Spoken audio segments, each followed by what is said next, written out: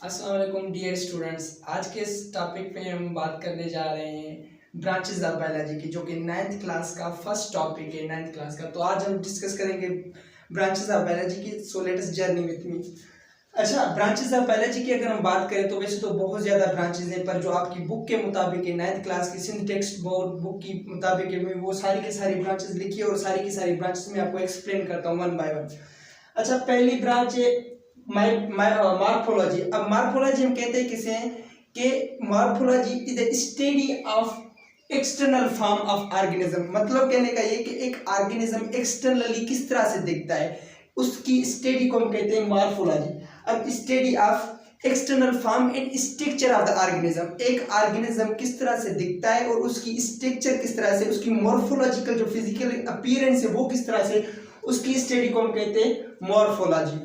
उसके बाद है एनाटॉमी। अब एनाटॉमी किस चीज को कहते हैं? एनाटॉमी बेसिकली लफ्ज यूज करते हैं हम कटिंग के लिए। हम किसी भी ऑर्गेनिज्म के इंटरनल पार्ट्स को डिस्कस करें, उसकी कटिंग करके इंटरनल पार्ट्स जो अंदरूनी हिस्सा है उसको हम स्टडी को क्या कहते हैं? एनाटॉमी। फॉर एग्जांपल मैं अपनी ऑपरेशन करूं तो अंदर जो मेरे एब्डोमेन में है उस चीजों की स्टडी करूं, इंटेस्टाइन की स्टडी करूं, लिवर की स्टडी करूं, उस चीज की स्टडी को हम कहते हैं एनाटॉमी। जिसमें हम किसी भी ऑर्गेनिज्म की इंटरनल स्ट्रक्चर की हम बात करें तो हम कहते हैं उसमें एनाटॉमी। उसके बाद है सेल बायोलॉजी। सेल बायोलॉजी या सेलुलर बायोलॉजी भी इसको हम कहते हैं। अब सेल बायोलॉजी की हम जब भी हम बात करें तो ये वो ब्रांच ऑफ बायोलॉजी है जिसमें हम स्टडी करते हैं सेल को और सेल के जो इंटरनल ऑर्गेनल्स हैं, जैसे माइटोकॉन्ड्रिया हो गया, गोल्जी बॉडी हो गया, लाइसोसोम हो गया, इन चीज़ों की स्ट्रक्चर के ऑर्गेनल जो सेल के स्ट्रक्चर है उसकी स्टडी करें और उसके ऑर्गेनल्स की स्टडी को हम क्या कहेंगे? सेल बायोलॉजी या सेलुलर बायोलॉजी हम इसको कहते हैं। तो cellular biology study of cell and its organelles. उसके बाद है हिस्टोलॉजी। अब हिस्टोलॉजी जो है वो स्टडी ऑफ टिश्यू है।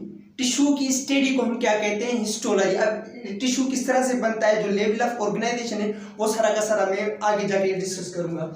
उसके बाद है physiology, study of physical appearance. एक ऑर्गेनिज्म की फिजिकल अपीयरेंस क्या है, फिजियोलॉजिकल अपीयरेंस क्या है, उसके फंक्शंस क्या है, किस तरह से लिविंग ऑफ लाइफ स्टाइल, उसकी हम स्टडी को क्या कहेंगे?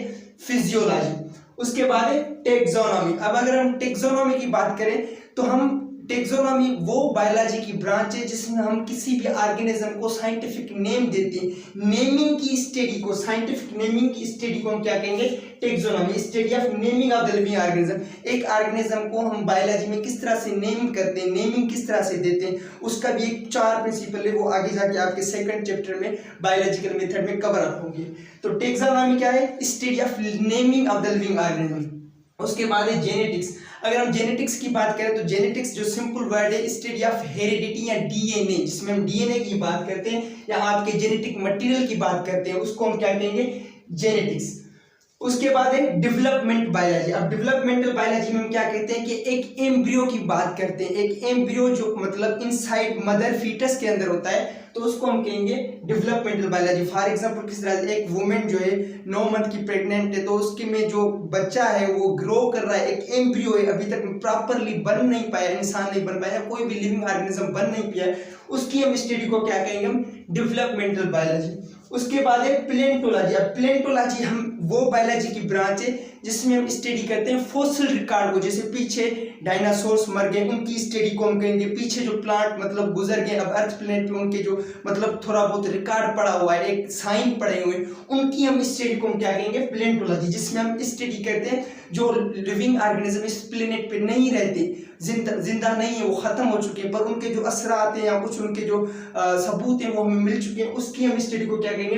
प्लेंटोलॉजी। उसके बाद है बायोटेक्नोलॉजी। अब बायोटेक्नोलॉजी में हम स्टडी करते हैं मैनिपुलेशन ऑफ डीएनए को, डीएनए की कॉपीज बनाते हैं, फिर हम डिफरेंट डिफरेंट प्रोडक्ट्स बनाते हैं बायोटेक्नोलॉजी के थ्रू, मेडिसिन में बायोटेक्नोलॉजी का यूज करते हैं, ठीक है, और भी बहुत ज्यादा कैरियर है बायोटेक्नोलॉजी का, ठीक है। तो बायोटेक्नोलॉजी में हम डीएनए के स्पेसिफिक पार्ट को कट करते हैं, उसमें फिर से सेग्रीगेट करते हैं दूसरा पार्ट को, फिर इस तरह से हम कोई चीज प्रोडक्ट बनानी हो, पेनिसिलिन बनानी हो, इस तरह की प्रोडक्ट्स बनाने के लिए बायोटेक्नोलॉजी का इस्तेमाल करते हैं। उसके बाद सोशल बायोलॉजी जो लास्ट ब्रांच है। Social biology study of social behaviour of the living organism. एक लिविंग ऑर्गेनिज्म का सोशल बिहेवियर किस तरह से, वो किस तरह से बिहेव करता है।